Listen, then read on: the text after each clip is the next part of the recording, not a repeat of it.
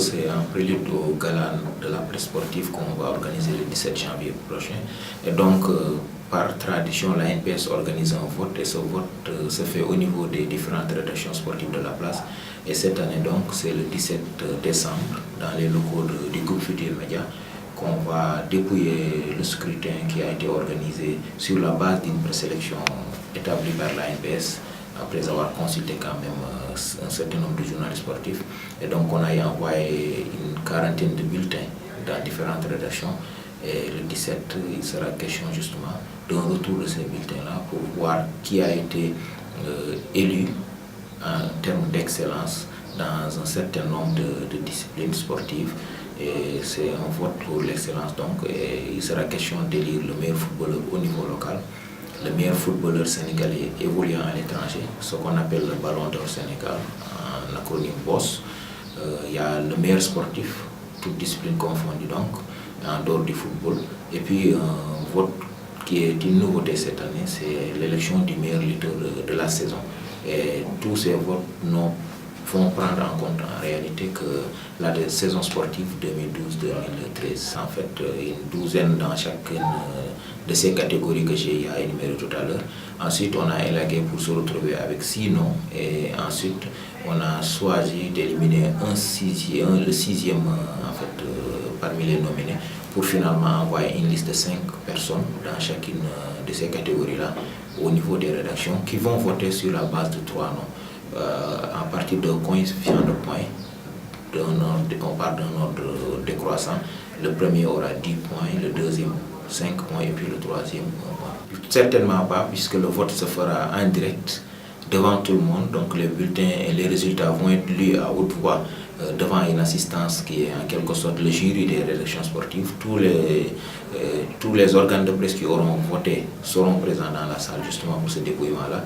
Et ça va se faire en direct à la radio sur la RFM et puis en direct aussi à la télé sur la TFM. Donc ça veut dire qu'en termes de transparence, on ne peut pas faire mieux. C'est les rédactions sportives. Le choix qui a été fait, c'est justement de proposer des noms aux rédactions sportives sur la base d'un tri qu'effectue la NPS, parce que quand même, ceux qui sont membres de la NPS sont des journalistes sportifs avertis qui suivent l'actualité sportive quasiment 12 mois sur 12. Et donc on fait le tri qu'on propose et c'est les rédactions de la place, que ce soit en presse écrite, en radio, en télévision ou en presse en ligne, qui vont justement faire le choix. On en est à la 13e année d'organisation puisque le premier gala a eu lieu en 2000. On avait appelé ça le gala du siècle pour élire les sportifs du siècle dernier. Et puis, bon, là où on en est exactement, c'est la 9e édition vers laquelle on va, parce qu'on avait cumulé certaines éditions, par exemple les éditions 2008-2009, qu'on a célébrées en 2010. Alors, donc, après le 17, il y a eu la fameuse manifestation, c'est la soirée de gala. Alors, c'est pour quand cette soirée de gala? Cette soirée, elle est prévue le 17 janvier, le vendredi 17 janvier au Grand Théâtre. Il sera question à cette occasion-là, justement, de remettre les prix aux lauréats des 4 catégories de nominés qu'on va soumettre aux organes de presse.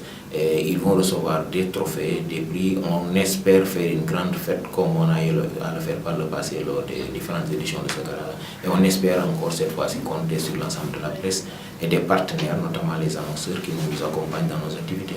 J'ai prévu un tour de toute une vingtaine de millions parce que ce n'est pas évident d'organiser ce genre de manifestation. L'année dernière, on avait organisé un gala décentralisé, c'était une première dans l'histoire du sport sénégalais qu'on organise un gala de cette nature-là en tout cas. On l'avait fait à Saint-Louis, ça nous avait quand même coûté une vingtaine voire une trentaine de millions quasiment. Et cette année encore, on espère que les partenaires qui nous avaient accompagnés, les sponsors et puis les bonnes volontés, parce qu'il est aussi question de ça, de passionnés de sport qui nous accompagnent tout simplement par qui se retrouve dans ce qu'on fait. Et aussi les rédactions, puisqu'on est là d'abord pour aider la presse sportive à travailler dans les meilleures conditions possibles. Et les ressources que génère justement ce gala-là, ce qu'on arrive à gagner en termes de ressources financières, en dehors des frais d'organisation du gala, servent justement à prendre en charge les journalistes sportifs dans des déplacements ou à les accompagner ou à faire aussi du social parce qu'on est aussi inscrit dans une logique sociale. La visibilité, puisque habituellement c'est ce qu'ils recherchent, parce que quand même si vous avez l'opportunité d'avoir une soirée télévisée qui dure 2, 3, parfois même 4 heures de direct, c'est pas donné à tout le monde d'avoir autant un temps d'antenne.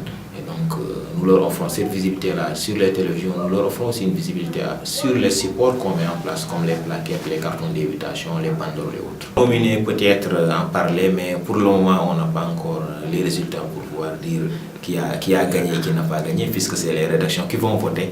Nous on n'a fait que nominer, par exemple dans la short list de 5 sur le meilleur sportif, vous retrouvez des athlètes comme Momodou Kasséan, qui a été finaliste au dernier championnat du monde à Moscou, Ami Mbaké Thiam qui a été demi-finaliste, l'équipe nationale de basket par exemple qui a été elle aussi qualifiée au mondial. Et il y a peut-être pour ce qui est du footballeur, des sportifs, des footballeurs comme Moussa Sow, Papis Demba Cissé, Demba Ba, Sadio Mané. Au niveau local, on a des Fidel Gomis, des Mohamedou Dramé, entre autres Ousseynou Ndiaye de Djambar. Maintenant, il appartiendra aux rédactions de dire qui est le meilleur. On n'a pas une tendance qui nous permet de nous avancer. Le meilleur footballeur, le premier lauréat en 2000, c'était Fadiga, Khalilou Fadiga.